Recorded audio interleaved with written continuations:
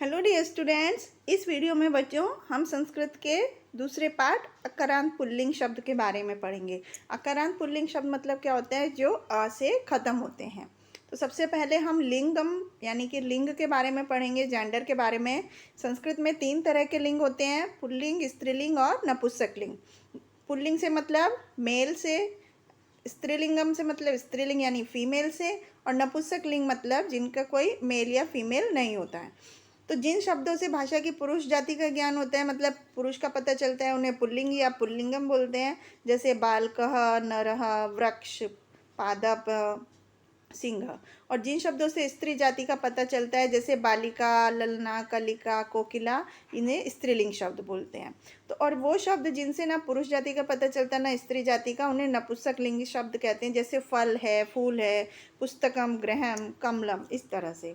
तो अब हम इसके बारे में वचन यानी कि नंबर्स के बारे में पढ़ेंगे। संस्कृत में 3 वचन होते हैं: एक वचन, द्विवचन और बहुवचन। एक वचन यानी कि जब किसी शब्द से एक संख्या का बोध होता है तब उसे एक वचन कहते हैं। जब 2 व्यक्तियों या वस्तुओं का पता चलता है उसे द्विवचन।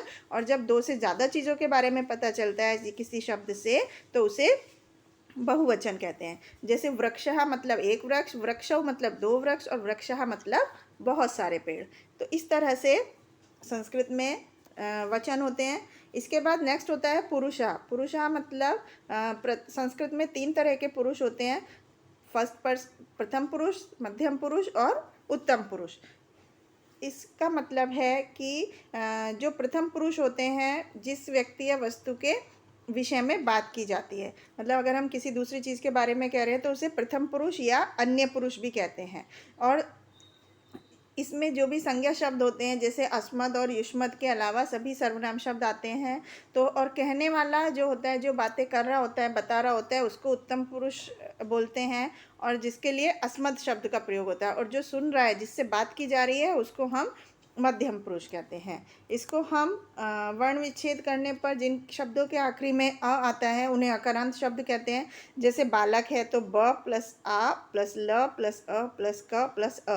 तो इसके आखिरी में आ रहा है, तो इस तरह के शब्दों को अकारांत शब्द कहते हैं। सर्वनाम शब्दों से जो वाक्य बनते हैं वो 3 तरह के होते हैं, 3 वचन होते हैं उसमें।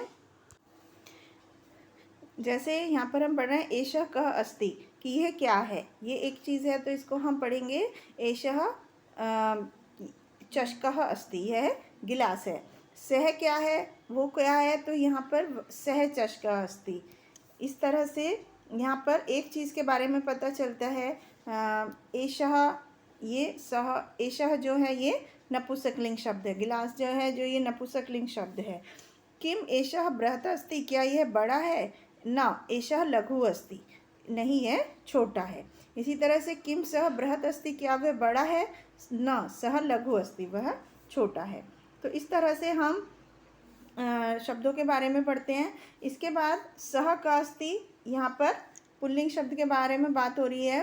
वह कौन है? सह शौचिक अस्ति, शौचिक मतलब दर्जी है, वह दर्जी है। एषः का अस्ति, यह कौन है? एषः शौचिकः अस्ति, वह यह दर्जी है। तो यहाँ पर सह मतलब वह और एषः मतलब यह के लिए प्रयोग किया जाता है। शौचिकः किम करोति, दर्जी किम मतलब क्या, क्या करता है। किम एषः खेलती, क्या वह क्या यह खेलता है। किम सह खेलती, क्या वह खेलता है।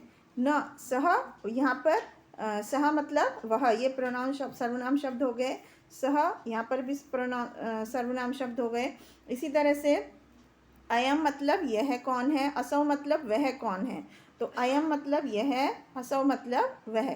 इस तरह से ये सर्वनाम शब्दों का प्रयोग किया जाता है। इसके बाद अगला है असौ कः अस्ति। असौ मतलब वह कौन है। और अयम मतलब अयम कः अस्ति, वह कौन है। असौ मालाकार अस्ति मतलब माली है, और अयम मालाकार अस्ति मतलब यह माली है। माली क्या करता है। असौ मालाकार केदारम रचति, वह माली, असौ मतलब वह माली क्यारी बनाता है। और अयम मालाकार केदारम रचयति मतलब यह माली। तो असौ मतलब वह और अयम मतलब यह होता है। एतौ मतलब 2 चीज़ के लिए यूज़ किया जाता है, ये दोनों।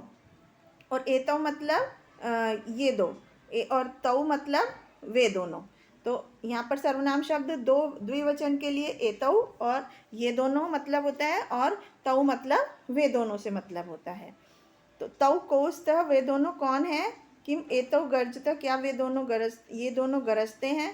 तो इस तरह से जहाँ पर एतौ है इसका मतलब ये दोनों, और तौ मतलब वो दोनों। इसके बाद इमौ कौ स्तः, यहाँ पर अब ये बहुवचन शब्द हैं।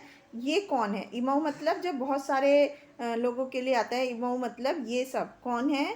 अमु को स्तः वे कौन है, अमु मतलब वे सब के लिए, इमौ मतलब ये सब धोबी हैं, अमु रजको अस्ति वे धोबी हैं।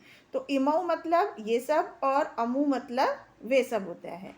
इस तरह से संस्कृत में ये नपुंसकलिंग शब्दों का प्रयोग, सर्वनाम शब्दों का प्रयोग करके वाक्य बनाए जाते हैं।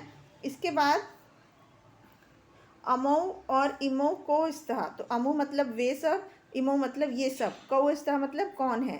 तो अमु और इमौ को प्रयोग करके हम वे सब या ये सब न्यायाधीशों अस्ति, न्यायाधीश मतलब जो जज होते हैं। तो न्यायाधीशों किम कुरुतः क्या करते हैं, न्यायाधीश न्याय करते हैं और अनुशासन स्थापित करते हैं। एते कै सन्ति, एते मतलब ये कौन है, और ते मतलब वे कौन है। एते वृद्धा सन्ति ये बूढ़े लोग हैं, और ते वृद्धा सन्ति मतलब वे बूढ़े लोग हैं। तो एते मतलब ये, और ये सब, और ते मतलब वे सब। इस तरह से ये वाक्य बनते हैं। इसके बाद ते के संति वे क्या करते हैं, एते के संति, एते मतलब ये क्या करते हैं। ते स्यूता संति वे थैले हैं। इसी तरह से एते स्यूता संति ये थैले हैं। तो ते मतलब वे और एते मतलब ये। इसी तरह से अगले सर्वनाम शब्द इमे के संति, इमे मतलब ये सब कौन है, अमी के संति मतलब वे सब कौन है। तो इमे आरक्षकः अस्ति ये सिपाही ही हैं, अमी आरक्षकः संति मतलब वे सिपाही हैं। तो यहाँ पर सर्वनाम शब्द इमे मतलब ये और अमी मतलब वे सब के लिए प्रयोग किया गया है। इसी तरह से अगले पैराग्राफ में अमी के संति, अमी मतलब वे सब कौन है, इमे के संति ये सब कौन है। अमी कृषकः, कृषकः मतलब किसान है, वे किसान है, और इमे कृषकः मतलब ये किसान है।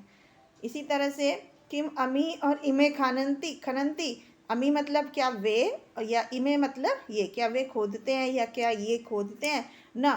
अमी क्षेत्रे बीजानि वपन्ति सस्यानि च उत्पादयन्ति, नहीं वे खेत में बीज बोते हैं और फसल लगाते हैं। तो इस तरह से हमने इस लेसन में बहुत सारे सर्वनाम शब्दों का प्रयोग करके संस्कृत के वाक्यों को, मीनिंग को समझा, और हमने उनके संस्कृत के लिंग और वचन के बारे में पढ़ा। आई होप आपको समझ में आया होगा। Thank you.